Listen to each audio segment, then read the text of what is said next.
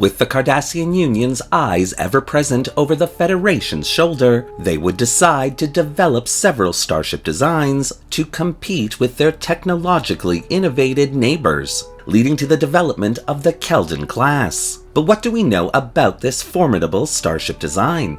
Well, today we'll find out. Hello and welcome to another episode of Truth or Myth Beta Canon, a Star Trek web series that dives into the history of any given topic using beta canon sources and my own imagination to fill in the gaps. In today's episode, we're taking a look at the Cardassian Keldon Class, as first seen in Season 3 of Star Trek Deep Space Nine, to better understand its place in Star Trek history. Please note, this video is a continuation of my Christmas with the Cardassians event. As with the story on the Galor class, I'll be using these videos not only to explore the various Cardassian starship designs, but also to delve into the history and relevant information available about the Cardassians as a whole. So grab yourself some yamok sauce for your Zabu stew, and prepare yourself for another fun dive into the world of the Cardassians. But as always, because this is just a beta canon video, all information relayed should pretty much be taken with a grain of stardust and only considered a little bit of Star Trek fun. And so, with all that out of the way, let's begin. Though the war between the United Federation of Planets and the Cardassian Union had officially ended with the signing of a treaty in 2370, the Cardassians were not one to easily let go of an envy grudge. Initially, the Battle of Wolf 359 had been seen as a well-deserved reality check against their former enemy, only to become an instrument of great political stress, as the Federation would suddenly leap once again in technological prowess following that battle. Though the Galor class had been a relative success for the Union, the development of classes such as the Defiant and Sovereign would send the Union into a starship development and building frenzy, the likes of which the Union had never seen before. Starfleet's approach to building starships had in almost all instances consisted of building a test vessel, running that test vessel through its paces during a shakedown cruise, and then, if the ship performed well during the testing phase, the class would then be commissioned, with work orders sent out for a specific number of vessels to be constructed. This would prevent wasting time and resources on a defective design. The Cardassian approach, however, was very different. Once a design had been approved, the Cardassian Central Command would order the ship to be constructed in bulk, and after the construction phase was completed, only then would all the bugs be worked out during a very short testing phase. Though this had the advantage of making the Cardassian fleet appear larger than it truly was, oftentimes these new ships would be in no position to be used by the Central Command for months or even years. No one could deny the success of the Galor class, and as the Union developed newer and more powerful technologies in response to the Federation's technological explosion, someone at Central Command had a sudden idea. Why not modify the Galor class to contain all these new technologies? That way, the bulk of the starship design would already have most of its operational bugs ironed out, meaning this new class would be space-ready almost at launch. And so, by mid-2370, suddenly, the Keldon class would be born. Sitting at a length of 371.88 meters, the Keldon class was designed to be operated by 500 loyal Cardassian officers and crew members. Additional space for troop housing was available in the class, with areas that could be easily modified into cramped barrack-style large quarters, though the exact number of troops the Keldon class could hold at one time is still unknown. Containing a modified version of the warp system developed for the Galor class, the Keldon class would have a standard safe cruising speed of warp factor 6.6, with an initial maximum emergency speed of warp factor 9, though this speed would eventually be increased to warp factor 9.6 for extreme emergencies. Tactically, the Keldon class would be well armed for a vessel class of its size, containing 8 spiral wave disruptor emitters, as well as the now famous heavy spiral wave disruptor cannon that had served the Galor class so valiantly. The smaller disruptor banks of the Keldon class were also capable of overloading their own emissions to create a more powerful weapons discharge.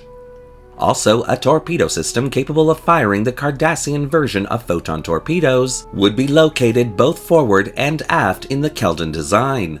Shielding for the Keldon class would be improved over the Galler class, with more available power pumped into this new starship system.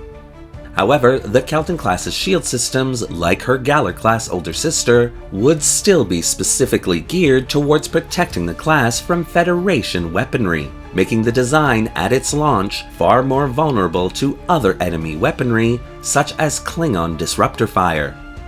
In 2371, the Obsidian Order would construct a fleet of Keldon-class starships in a joint classified operation with the Romulan Tel Shiar, in order to attack and destroy the Founder's homeworld in the Gamma Quadrant.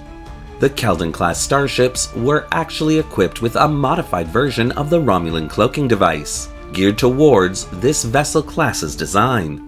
Though this advantage given to the Obsidian Order by the Star Empire could be considered a grave threat, the failure of the fleet's mission to destroy the Founder's homeworld would see all these new assets destroyed, and the complete collapse of the Obsidian Order, which would never recover from that disaster. During the Dominion War, the Keldon class would perform quite well, but due to the nature of the design being so formidable, many more starships of this class would be destroyed during that conflict, as they were a high priority target for the Federation and Klingon fleet. As a result, by the end of the war, only a small number of Keldon-class vessels remained intact, with treaty terms that prevented any more ships of the class from being constructed until further notice. Cardassia Prime's civilian government would opt to keep these vessels close to home for most of the rest of their lifetime, with one major exception, however. After the synth attack and the Federation's withdrawal of its assistance in evacuating the Romulan homeworld, the Datapa Council would make several gestures of friendship to their once enemies in an attempt to show that they were truly trying to change. As a result, they would send ships into Federation space, placing them under Starfleet's temporary control with a pledge to assist the Federation while it rebuilt its now decimated fleet, while simultaneously sending all the Keldon-class starships they had, with their modified barrack-like facilities in operation, to the Romulan homeworld, in a desperate attempt to save as many lives as they could from certain death on Romulus. Though only a spit in the bucket during the evacuation process, these gestures of kindness would go a long way to building friendships with their old enemies, with both the Federation and new Free Romulan Republic agreeing to sign a new treaty of friendship to replace the after-war treaty signed back in 2375.